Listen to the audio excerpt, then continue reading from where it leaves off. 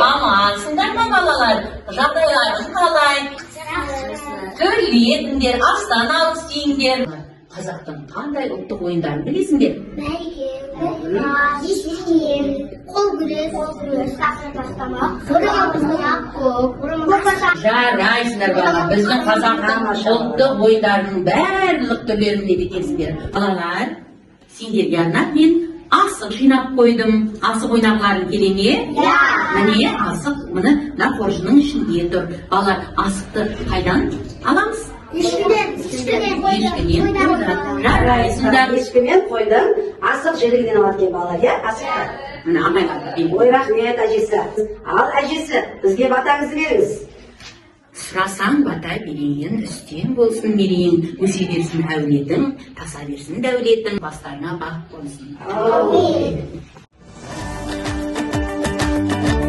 Балалар, қазір мен сендермен қанталапай ойын ойнаймын. Қанталапай ойынның шарты, қазір мен қоржыннан, жаңа әжей берген қоржыннан асықтың бәрін ортаға шашамын. Сол асықтың ішінде ерекше бір асық бар. Бұны хан асық деп атайды.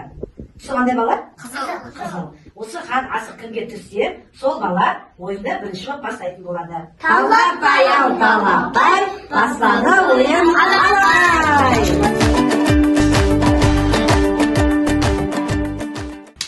Ал балалар, хан асығы кімге түсті? Әлқайырға түсті, я? Олай болса, ойынды кім бастайды? Әлқайыр бастайды екен. Ал балалар, енді ортадағы сызыққа 5-5 асықтан түйіңдер кәмпей.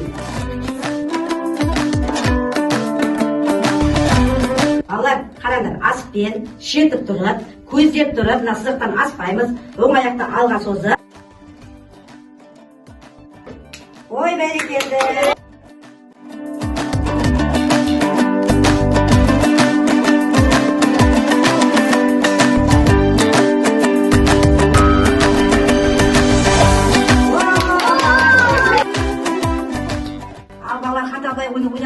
Ұнады ма сендерге? Жарайсыңдар. Сендер көп асық туасыңдар, иә? Ал енді асықтарын санай қойыңдар. Кімнің асығы көп болса, сол бала жеңімпаз болады.